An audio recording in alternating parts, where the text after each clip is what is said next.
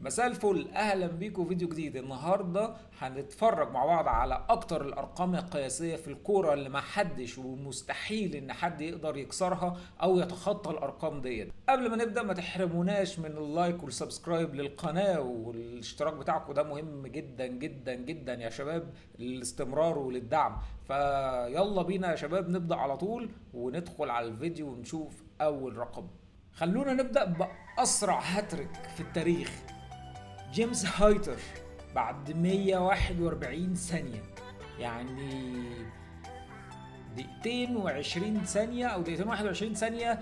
الراجل ده جاب في دقيقتين 21 ثانية هاتريك، وده أسرع هاتريك في التاريخ كله. الراجل ده بريطاني، بيلعب في بورنموث تقريبا، كان بيلعب طبعا في بورنموث تقريبا.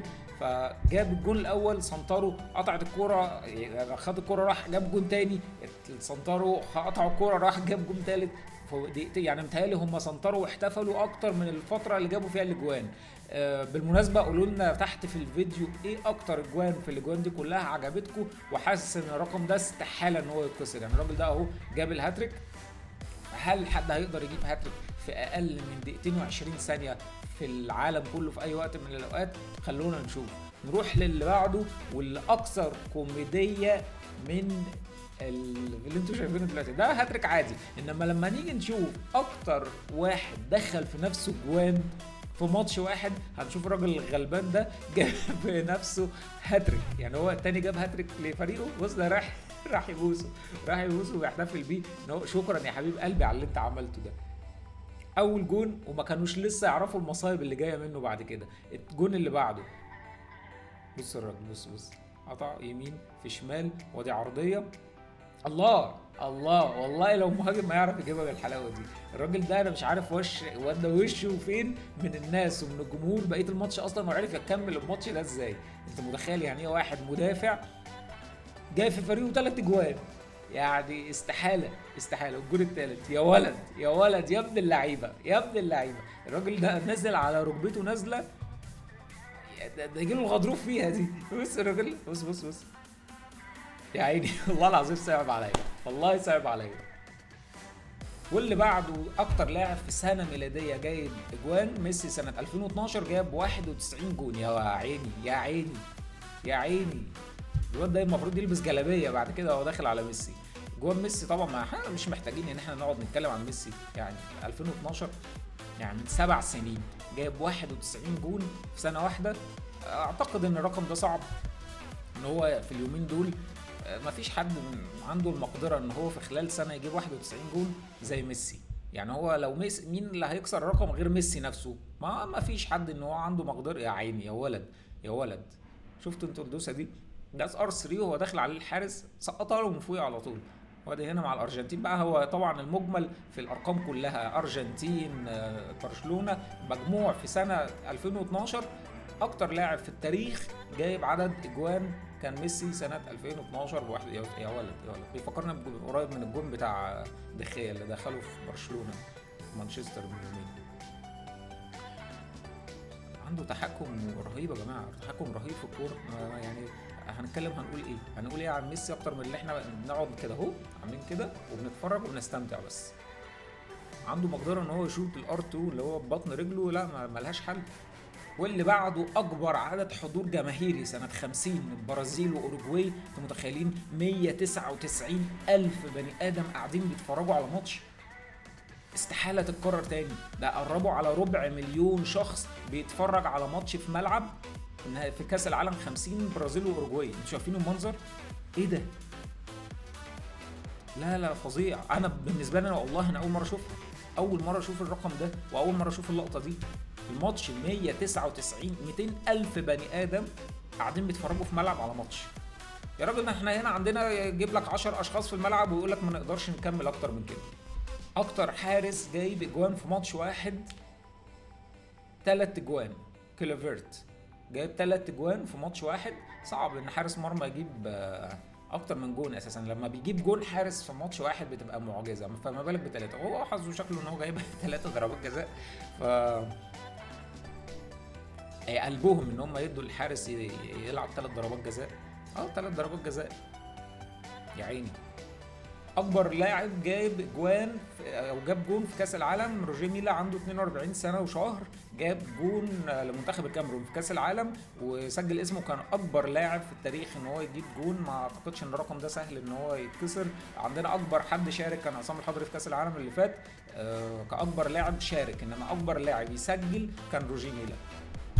اكتر لاعب خد كروت حمراء في التاريخ جيراردو بيدويا، واخد 46 كارت احمر، اللي هو تقريبا لعب 46 ماتش في حياته، كل ماتش خد فيهم كارت احمر، يعني تخطى راموس بمراحل. الراجل ده كل ما يلعب ياخد كارت احمر. انتوا متخيلين 46 كارت احمر للاعب في مسيرته بيلعب كوره؟ يعني لا، صعب جدا. يخرب بيتك والله، ده ما يلعبهاش تاني اصلا احسن. اكتر لاعب جاب 5 تجوان في ماتش واحد طبعا ليفاندوسكي، جاب 5 تجوان في الماتش بايرن في الدوري الالماني، كانوا 5 تجوان رهيبه، وكانوا في شوط واحد وبسرعه جدا، فسجل نفسه كاسرع. بص، كانوا بيسنطروا تقريبا ياخد الكره ويروح يجيبها جول. كاسرع لاعب يجيب 5 تجوان ورا بعض. كان طبعا جوارديولا كان لسه موجود معاهم هناك في البايرن، وده الجون الثالث. مولر هيباصي وليفا يجيب الثالث، ما جابش الثالث، خبطت في العارضه ورجعت له تاني، خبطت ورجعت له تاني لغايه ما جاب الهاتريك. ما وقفش على كده، لسه فاضل له جونين كمان.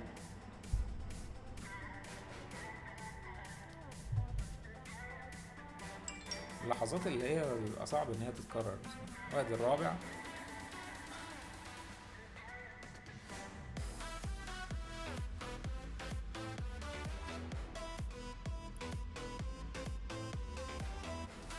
فاكر يا ولد، فاكر انا الجون ال5 جون دول ساعتها الدنيا كانت مقلوبه علينا.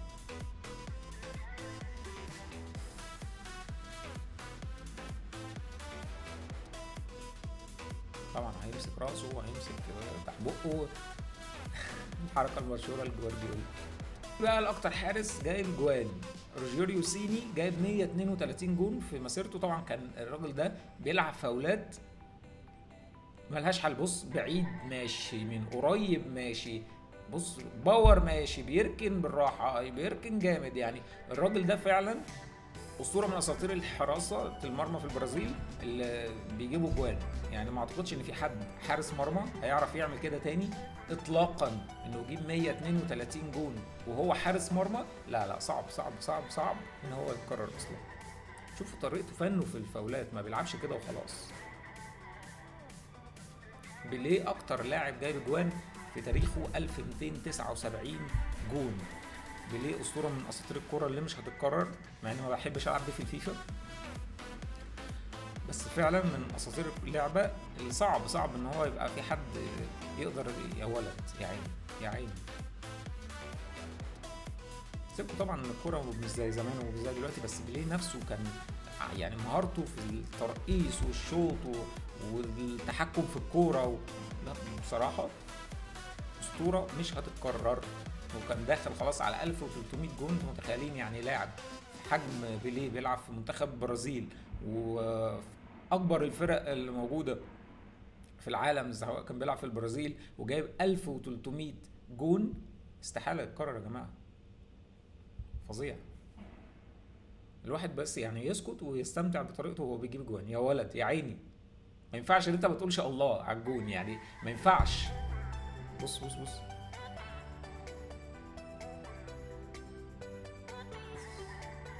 الواد فتح له رجله، يا الله يا ولد. الحركه دي بقى انا بقعد اعملها في الفيفا كتير. الراجل ده جايب 8 تجوان من الكورنرز بس، يعني هو ما بيعملش حاجه ان هو بيرفع كورنر تدخل في الجون. يخرب بيتك، يعني اللفه فظيع، عنده مقدره. ده احنا لو عندنا صلاح لما جابها مره في المنتخب طرنا وقلنا واو ايه الحلاوه والحرفنه دي، بس الراجل ده كل ما بيلعب كورنر يعرف يجيبه بالطريقه ديت. لا صعب. الكوره بتلف عارفه طريقها في الجون. اسرع جون في التاريخ نواف العابد بعد ثانيتين و3 اجزاء من الثانيه، سنتر شوط ودخلت الكوره في الجون. كان جول طبعا للهلال. نواف العابد كان ساعتها الدنيا اتقلبت على الجون ده، سانتر راح شاط كوره وسجل اسمه كاسرع لاعب في التاريخ يجيب جون بعد ثانيتين بس. سانتر وقف وشاط، نزلت في الجون، خلص الموضوع. نيجي بقى لاخر حاجه، اكتر عدد ضربات جزاء في ماتش، 52 ضربه جزاء. انا فضلت باصص للرقم ده وعملت كده. متخيلين؟ ده الحكم يعني ممكن يكون الحكم زهق ومشي والناس زهقت واللي بيتفرجوا على الماتش زهقوا. 52 ضربة جزاء. ايه يا ده يضيع ده يضيع، ده يسجل ده يسجل. بص ده يعني حتى الريكورد زاد ل10 اضعاف السرعة بتاعته عشان ينجزوا، مفيش.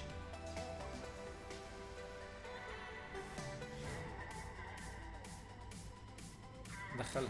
وخلي بالكم كل اللي هم بيلعبوه دلوقتي ضربه وضربه، يعني لو حد جاب وحد ضيع، بص وصلت لغايه كام؟ 25 24 لغايه ما ده ربنا كرمه وجه وخلاص بقى زهقوا. ده ممكن اللاعب يشوط الكوره مرتين لغايه ولا 3 مرات علشان البتاع ده يخلص كده ويشوطوا 54 ضربه جزاء. لا فظيع. 25 24 النتيجه. شفنا شويه ارقام قياسيه صعب ان هي تتكسر في الفتره اللي جايه، هتبقى من المستحيل وهتبقى انجاز واعجاز ان الارقام دي تتكسر في يوم من الايام. لو الفيديو عجبكم ما تنسوش تكتبوا لنا تحت في الكومنتات رايكم، ولو في اي اقتراحات على الفكره عايزين ايه المره الجايه ان احنا نتكلم عنه. وشكرا لكم على المتابعه، وما تحرموناش من اللايك والسبسكرايب، والسلام عليكم.